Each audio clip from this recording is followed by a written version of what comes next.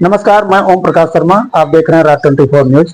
आज हम हैं सुल्तानपुर जिले के अजियावर देवी ऊंच गांव ग्राम सभा में पूरे मिश्र में। यहाँ पर श्रीमद् भागवत कथा का आयोजन चल रहा है। आज चौथा दिन है। यहाँ पर आपको बता दें कि इस परिवार में सेना में देश की सेवा करने में 5-5 लोगों का योगदान है। वो लोग भी यहाँ आए हुए हैं और यहाँ पर इस तरह से सेवा भाव जो जिस तरह से बॉर्डर पे दिखाई पड़ता है, यहाँ पर ये लोग बहुत तरह से सेवा कर रहे हैं। इसी बीच में आपको मैं बताना चाहता हूं कि जो यहाँ भागवत कथा कहने आए हैं, अंतर्राष्ट्रीय कथावाचक हैं श्याम सारथी महाराज जी। इनके बारे में, जीवन परिचय के बारे में जानना चाहेंगे, किस तरह से वो कथा कहते आए हैं और अभी तक कितने कथा कहे हैं, और उनके बारे में विशेष गुण जो वो अपने मतलब कि जीवन परिचय के बारे में बताएंगे। किस तरह से उन्होंने संघर्ष किया, किस तरह से पढ़ाई शिक्षा दीक्षा ली और किन गुरु के संगत में रह करके कथा कह रहे हैं। इनका प्रोग्राम टेलीविजन पर इनका आता रहता है, आप लोग देखते भी होंगे।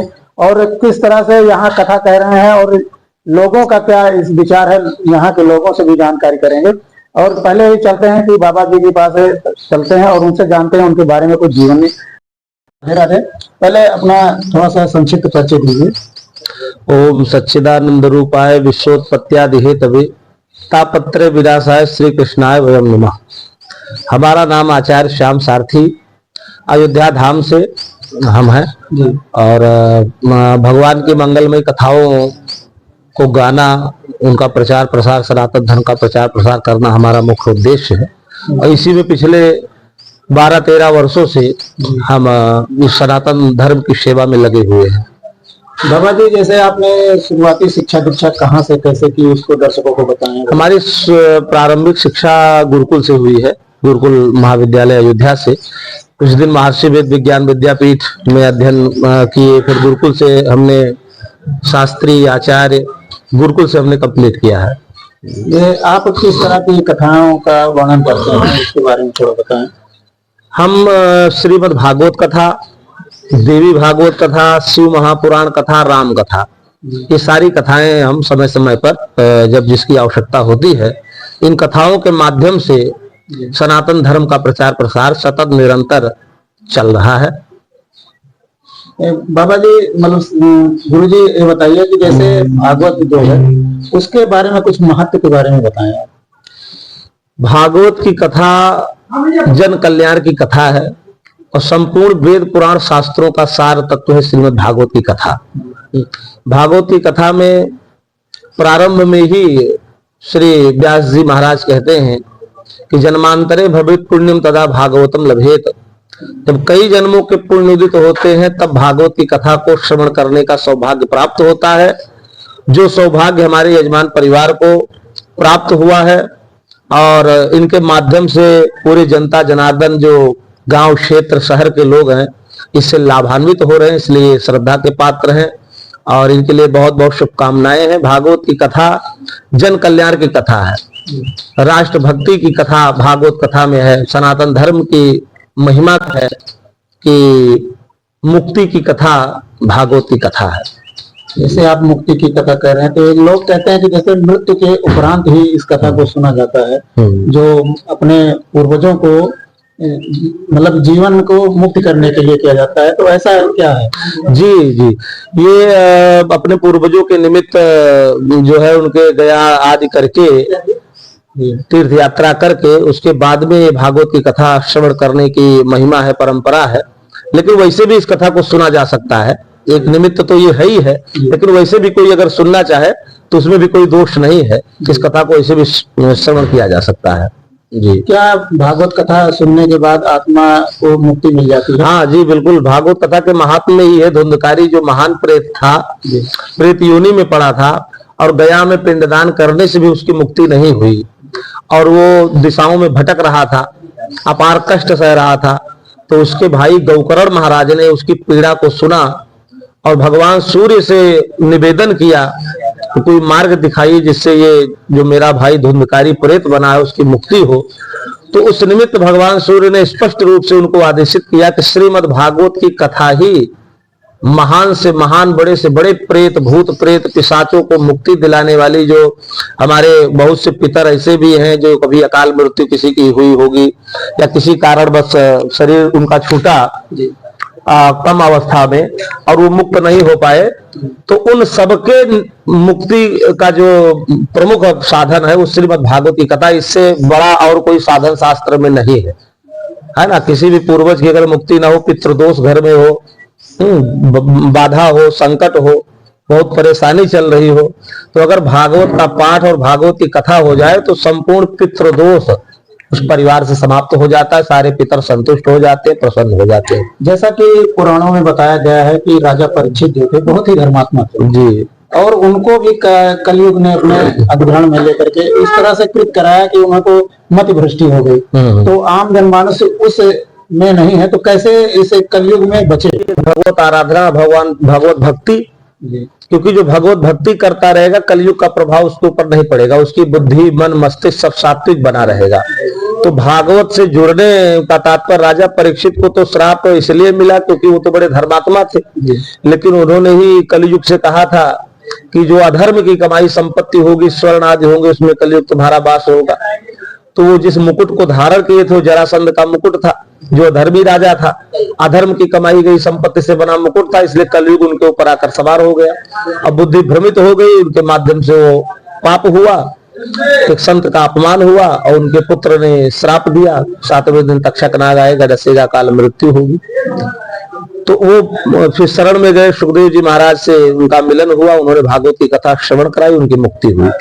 तो हम जो सांसारिक जीव हैं, हम सांसारिक जीव अगर कलयुग से बचना चाहते हैं तो भगवत आराधना, भगवान की भक्ति सतत निरंतर, थोड़ा ही करें लेकिन प्रत्येक दिन करते रहें, यही कलयुग से बचने का उपाय है। भागवत कथा 7 दिन का होता है, तो उसका थोड़ा सा अंश 7 दिन में कैसे आप करते हैं, थोड़ा सा दर्शकों को? 7 दिनों की अलग अलग कथा व्याख्यान है। वैसे तो भागवत की कथा बहुत विस्तृत कथा है, जिसमें 12 स्कंद हैं, 335 अध्याय हैं, 18,000 श्लोक हैं। तो 7 दिन में पूरी कथा कह पाना असंभव है। भागवत का जो मूल पाठ होता है वो तो पूरा किया जाता है, कथा तो बहुत विस्तृत है। जो मुख्य कथाएं हैं, जो मेन कथा है भागवत की, उन मुख्य कथाओं को श्रवण करा करके जनता को उससे लाभान्वित करने का कार्य किया जाता है। प्रथम दिवस महात्म की कथा होती है, और फिर दूसरे दिन द्वितीय स्कंद, तृतीय स्कंद, तीसरे दिन फिर चतुर्थ पंचम स्कंद है ना, चौथे दिन छठा स्कंद, 7वां, 8वां, 9वां, इस क्रम से जो है कथाएं बटी हुई है। तो उस अनुसार जो है 7 दिन तक कथा श्रवण करा करके, जैसे आप स्कंद में बता रहे हैं, दर्शकों को कम समझ में आता है, तो आप थोड़ा सा बताइए किस महत्व को किस दिन सुनाया जाता है, जैसे सरल भाषा में लोग समझ। जैसे पहले दिन कथा की महिमा का वर्णन होता है, दूसरे दिन ध्रुव आदि की कथा होती है, तीसरे दिन प्रहलाद आदि की, कपिल भगवान के जन्म कर्म आदि की कथाएं होती है, और चौथे दिन भगवान श्री कृष्ण के जन्मोत्सव से पहले गजेंद्र मोक्ष और वामन भगवान राम के जन्म की कथा, और उसके बाद भगवान श्री कृष्ण के जन्मोत्सव की कथा होती है। 5वें दिन भगवान श्री कृष्ण की बाल लीला, जो भगवान श्री कृष्ण ने बाल लीला की है, वो संपूर्ण बाल लीला की कथा को श्रवण कराते हुए गोवर्धन धारण तक की लीला, 5वें दिन 56 प्रकार का भोग भगवान को लगता है, गोवर्धन भगवान को। और जो 6ठम दिवस की कथा है वो भगवान के मथुरा गमन की, वहां कंसवध आदि की कथा, और उसके बाद ये सब कथाओं को श्रवण कराते हुए विवाह तक की कथा को श्रवण कराया जाता है। और 7वें दिन की जो कथा है वो भगवान के जो 16,108 विवाह हुए हैं, कैसे हुए, और उसके बाद में नारद के मोक्ष जो 7वें दिन उनको श्राप मिला था, तो हाँ, तो परीक्षित के मोक्ष और सुखदेव जी के कथा श्रवण करा करके उस स्थान से विदाई लेकर के अपने स्थान पर जाने की विदाई की कथा होती है। यही भागवत की कथा मैं बताना चाहता हूँ कि पंडित जी ने बहुत ही कम समय में पूरे भागवत कथा का वर्णन बताया। अब इनसे थोड़ा जानना चाहते हैं राम कथा के बारे में, कुछ विस्तार से अपने दर्शकों को बताएं। राम कथा के बारे में आप कुछ बताएं थोड़ा सा, क्योंकि राम अवध क्षेत्र में राम कथा का बहुत बड़ा महत्व होता है, और बिना राम कथा के दर्शकों को आनंद कम आता है। देखिए, राम कथा तो बड़ी विस्तृत कथा है। राम कथा 9 दिनों की कथाएं हैं। वैसे तो लोग अपना जो भी जिसको समय हो 5 दिन 7 दिन, लेकिन विस्तृत वर्णन करने के लिए 9 दिन की राम कथा होती है। और भगवान राम जी का चरित्र मर्यादा से परिपूर्ण चरित्र रहा है। भगवान श्री कृष्ण की कथा और राम की कथा में यही अंतर है कि भगवान श्री कृष्ण की जो लीलाएं हैं, चाहे वो बाल लीला हो, रण लीला हो, रास लीला हो, उसको जीवन में धारण कर पाना असंभव है। भगवान ने माखन चोरी लीला की, कोई संसार का आदमी कहे हम भी चोरी करेंगे। भगवान ने रास लीला के, कोई कहे हम भी रास लीला करेंगे, तो वो प्रसन्नता से संसार में नहीं रह पाएगा। और भगवान राम पर लांछन आरोप, हाँ, आरोप लगेंगे।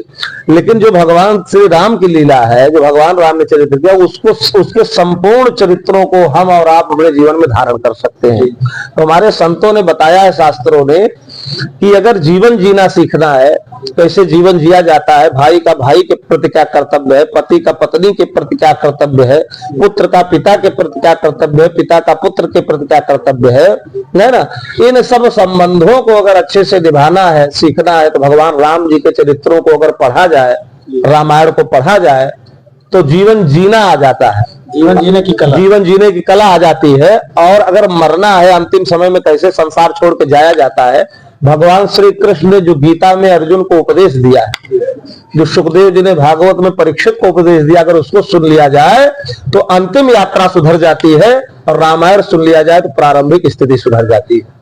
यही भगवान राम की कथा हमको और आपको, सबको, दुनिया वालों को थोड़ा मर्यादा की, थोड़ा चौपाई तो बहुत सारी चौपाइयां हैं रामचरितमानस में। एक चौपाई यही ले लीजिए, प्रातः काल उठ के रघुनाथा, मात पिता गुरु नाम ही माथा, आयस मांग करहि पुरकाजा, देख चरित हर्षै मुनि राजा। भगवान राम जब प्रातः काल उठते थे तो उनकी दिनचर्या में था, सबसे पहले अपने माता पिता के पास जाते और प्रणाम करते थे। कैसे प्रणाम करते थे? ये माथा जो है, इसको उनके चरणों में लगा करके प्रणाम करते थे। आजकल तो प्रणाम करने की व्यवस्था बिगड़ गई। पहले लोग दंडवत प्रणाम करते थे, तो धीरे धीरे समय बदला। अब व्यक्ति झुक करके भी प्रणाम करने में संकोच करता है। तो भगवान राम माथा को नवा करके प्रणाम करते थे। उनका प्रणाम करने का उद्देश्य यही रहता था, और मानव संसार वालों को बताते भी थे कि मस्तक पर बहुत सारी रेखाएं होती, दुर्भाग्य की और सौभाग्य की रेखा होती। अगर दुर्भाग्य की रेखा है और माता पिता के, गुरुजनों के चरणों में झुक करके अगर उनके माथा को उनके चरणों में लगा दिया जाए, तो दुर्भाग्य भी सौभाग्य में बदल जाता है, बुरे दिन अच्छे दिन में बदल जाते हैं। तो ये जीवन में प्रणाम करने की जो व्यवस्था भगवान राम ने बताई है, अभिवादन शीलस्य नित्यम वृद्धोपसे विना चत्वार तस्य वर्धन्ते आयुर्विद्या यशो बलम। जो नित्य प्रति अपने बड़ों के चरणों में प्रणाम करता है, उसकी 4 चीजें बढ़ती है, आयुर्विद्या, यश और बल। और भगवान राम की एक बड़ी विशेषता है कि वो अपने जीवन में माता पिता की आज्ञा को सर्वोपरि मान करके उन्होंने 14 वर्ष का वन स्वीकार किया, और जो माता पिता अनुमति देते थे, आज्ञा देते थे, वही कार्य भगवान राम करते थे। इसलिए राजा दशरथ और पूरी प्रजा उनकी भगवान राम के ऊपर बड़ी प्रसन्न रहती थी। और वही पुत्र वास्तव में पुत्र है जो अपने माता पिता, बड़े बुजुर्गों के वचनों के अनुसार जो है चलता है, उसका जीवन आनंदित और सुखी रहता है। जैसे राम कथा हो और राम कथा में हनुमान जी का नाम ना आए तो अधूरा माना जाता है। वैसे में हनुमान जी के बारे में थोड़ा विस्तार, थोड़ा संक्षेप में ही बता दें। देखिए, हनुमान जी तो भगवान राम के चरणों के अनन्य अनन्य भक्त हैं। सेवक और स्वामी की प्रीति अगर देखना है, सीखना है, तो हनुमान जी से ही सीखी जा सकती है। हनुमान एक आदर्श भगवान के राम के चरणों के भक्त हैं, और हनुमान जी का जीवन चरित्र बड़ा विस्तृत है। सुंदरकांड में आप पढ़ेंगे कि जब एक हनुमान जी जब समुद्र पार करने के लिए उनसे कहा गया, तो हनुमान जी तो पहले तो थोड़ा सा संकोच की। तो जब जामवंत जी ने महिमा को बताया, उनकी गरिमा को बताया, उनकी महिमा को बताया कि आप तो भगवान के चरणों के अनन्य अनन्य भक्त हो, आप तो ये समुद्र के अगर हजारों समुद्र ऐसे हो जाए तो इसको पार कर सकते हो। तो एक बूढ़ा व्यक्ति जो ग्रहण कर रहा है, तो इतना सुंदर, जामवंत के बचन सुहाए, सुन हनुमंत हृदय अति भाए।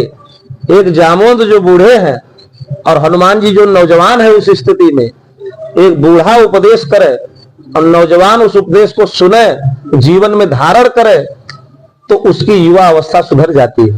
तो हनुमान जी ने सुंदरकांड के माध्यम से यही नौजवानों को शिक्षा दिया है कि वृद्ध का अनुभव अगर नौजवान अपने जीवन में धारण करे तो उसकी जवानी सुंदर हो जाती है और बिगड़ता नहीं। जी, सत्य मार्ग पर चलता है। बहुत बहुत धन्यवाद बाबा जी से मिलने के लिए और इनके वचनों को सुनने के लिए।